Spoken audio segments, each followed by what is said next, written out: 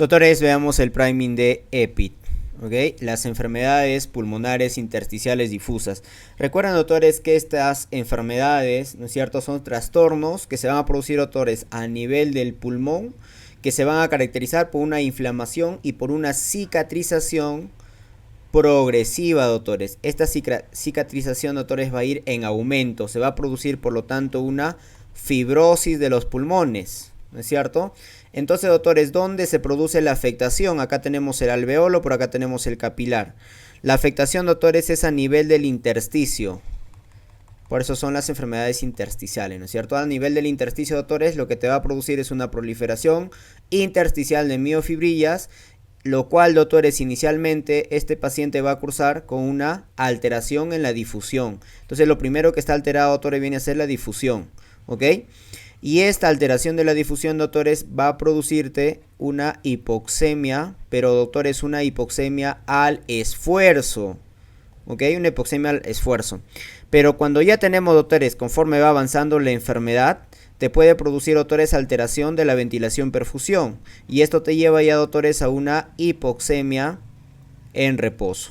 Recuerden, doctores, que las enfermedades pulmonares intersticiales difusas cursan con hipoxemia al esfuerzo y su manifestación clínica más frecuente es la disnea que se va a producir, doctores, al esfuerzo por la alteración que hay a nivel de este intersticio. Entonces, doctores, va a haber varias enfermedades que te van a producir, por ejemplo, la más frecuente, hablamos, doctores, de la fibrosis intersticial idiopática, ¿no es cierto? La fibrosis intersticial, doctores, idiopática, o la fibrosis pulmonar idiopática, esa, doctores, viene a ser la más frecuente. Esa es la que vamos a hablar acá. ¿Qué otras, por ejemplo, doctores? Vamos a tener EPID, por ejemplo, asociado a ¿qué? Asociado a enfermedades del tejido conectivo. O, por ejemplo, a neumonías, ¿no es cierto? Neumonitis por hipersensibilidad. O, doctores, relacionado de repente al tabaco. También tenemos otras enfermedades, recuerdan ustedes, por ejemplo, la neumoconiosis, que también viene a ser un EPID, la sarcoidosis, que también es un EPID, incluso, doctores, fármacos. ¿Cuáles son, doctores, esos fármacos que te pueden producir una enfermedad pulmonar intersticial difusa? Por ejemplo, el metrotexate. Por ejemplo, la bleomicina, ¿no? O la ciclofosfamina. También hay enfermedades sistémicas que te pueden producir EPID, como por ejemplo la artritis reumatoide. También, doctores, te puede producir EPID, ¿ok? Entonces, doctores, veamos este caso clínico donde me dice que es una paciente mujer de 47 años de edad. Cocina con leña. Hace meses presenta disnea al esfuerzo. Eso es característico. Disnea de esfuerzo y tos seca, doctores. Sin fiebre. Al tórax y pulmones vamos a encontrar crepitantes tipo velcro, ¿ok? Son crepitantes teleinspiratorios, ¿correcto? Al final de la inspiración, tipo velcro. Y en la radiografía de tórax, doctores, vamos a encontrar patrón retículo nodular basal y simétrico. Es característico de esta enfermedad, ¿no? Así como es lo más característico de las enfermedades pulmonares intersticiales difusas. En la espirometría encontramos un patrón restrictivo, ¿ok?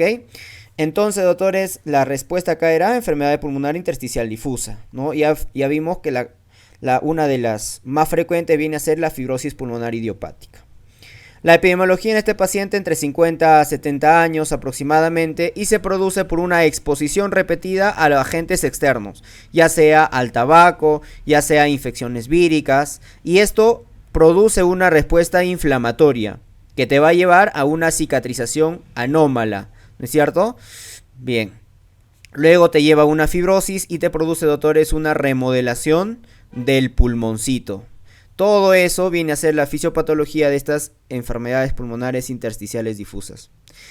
¿Cuál viene a ser la historia clínica? El paciente viene con una disnea al esfuerzo y recuerda que es, doctores, progresivo.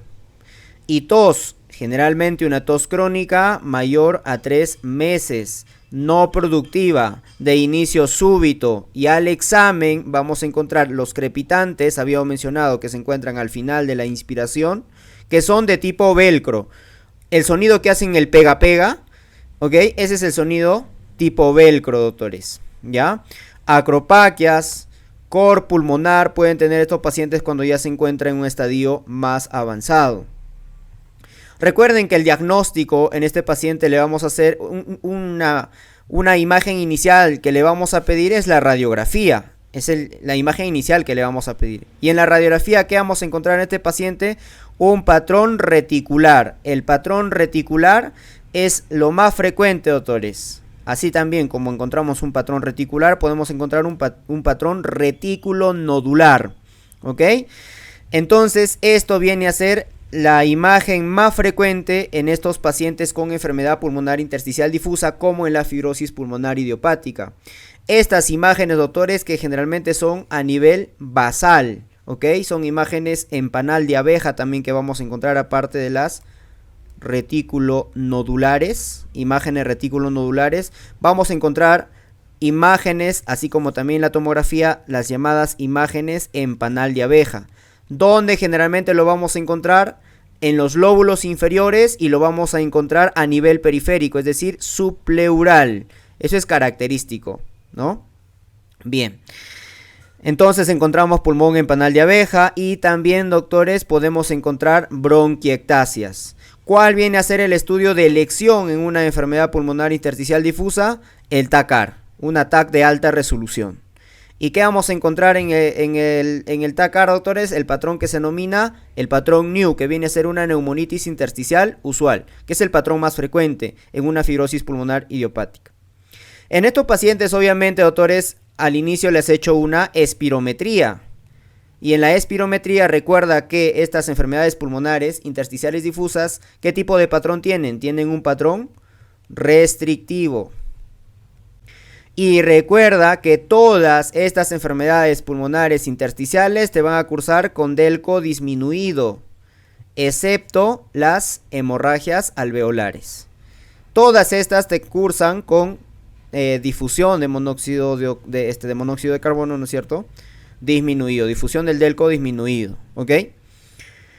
Ahora, si es que tú quieres hacer, doctores, un diagnóstico ya específico para determinar de qué enfermedad intersticial estamos hablando, tienes que hacer un lavado bronquioalveolar.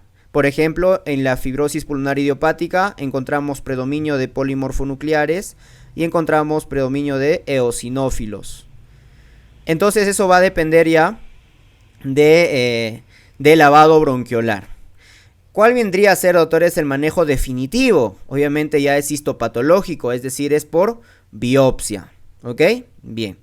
¿Cuál viene a ser el tratamiento en este paciente que tiene fibrosis pulmonar idiopática? ¿Qué damos? Primero vamos a hacer las medidas higiénico-dietéticas. ¿Y cuáles son las medidas higiénico-dietéticas? El abandono del tabaco. El paciente tiene que abandonar el tabaco. Tiene que evitar las exposiciones a los polvos inorgánicos, ¿no es cierto? Tiene que evitar esas exposiciones. Luego el tratamiento, doctores, podemos dar ya los antifibróticos. Por ejemplo, en el leve moderado damos el pirfenidone. ¿Qué viene a ser el pirfenidone? Este va a inhibir a la síntesis de colágeno producido por el factor de crecimiento transformante tipo B. Y el otro, doctores, tenemos el nintedanib, correcto, que te va a bloquear el receptor del factor de crecimiento de fibroblastos. Habíamos dicho que este intersticio se llena de colágeno de fibroblastos, ¿no? Ya en el avanzado, lo que se va a hacer, doctores, es trasplante. Otro dato que quiero que recuerdes en estos pacientes viene a ser el compromiso radiológico. Si es que el compromiso radiológico es en campos superiores principalmente o en campos inferiores. Acuérdate de los campos superiores, doctores. ¿Cuál viene a ser tu mnemotecnia? Fitness. Entonces, ¿quiénes te van a comprometer los campos superiores? Fibrosis quística, histiocitosis X, tuberculosis. Recuerda, ¿no es cierto? En el lóbulo ápico posterior, ¿no? Del lóbulo superior. En el segmento ápico posterior del lóbulo superior, neumonitis por hipersensibilidad crónica también, espondilitis anquilosante, sarcoidosis, silicosis, ¿ya? Entonces esto ya ha sido pregunta de examen. Recuerda que la silicosis está muy asociado a la tuberculosis, ¿ok? Bien.